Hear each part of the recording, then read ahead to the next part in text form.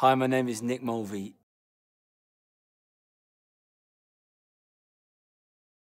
So being shortlisted is an amazing feeling, after a lot of hard work, and putting your blood and sweat and tears into making the album. To have that recognition and that acknowledgement is really special. Means a lot. It's a funny one in a way, because as artists, we know that we're not really competitive. At some important level, there is no competition. And yet squaring that with an award like this, which is kind of all about that, is an interesting thing, which I haven't quite got the answer to yet. But I'm really happy, really, really, really happy. Very grateful, and really enjoying it.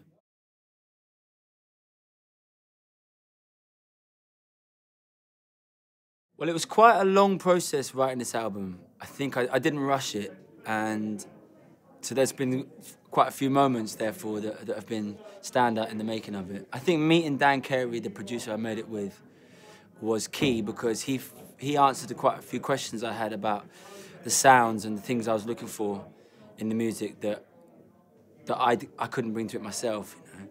So meeting Dan Carey was one of them.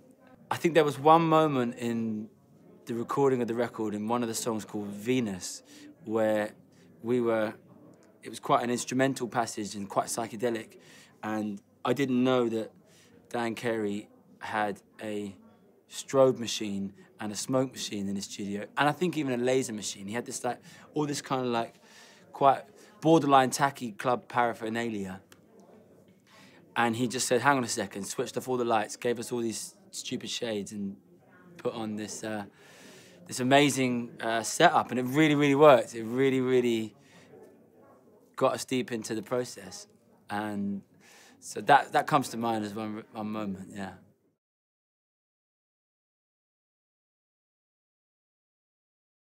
There's a lot of good albums on this list. It's a real honour to be amongst them. The one I know the best is Everybody Down by Kate Tempest, which is an incredible record, and I've been tipped to it quite early because she recorded that with the same producer as me as well. I've known Kate for a long time, so I have quite an intimate relationship with that album, because I know her personality and I know what has taken her to this point, and I think no one's better than her in what she does, and she's really achieved something beautiful with the record. So first album was The Score by the Fugees. Yeah, because I've been given a lot of albums by my older siblings, but the first album I went and bought was The Score, and it was everything to me at that point. I was 12 or something, and it had everything I wanted.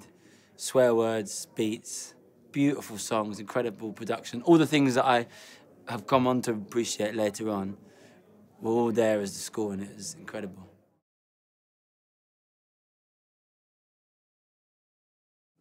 My favourite album ever this week is Calling Out of Context by Arthur Russell. That album is special. It's got something. It really has.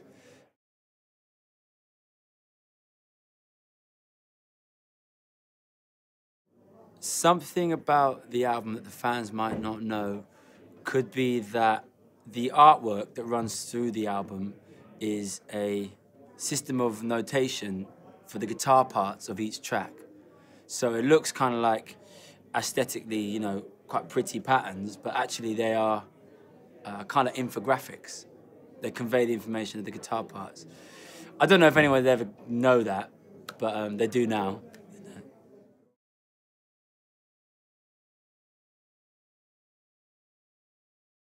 Celebration, recognition, and relief.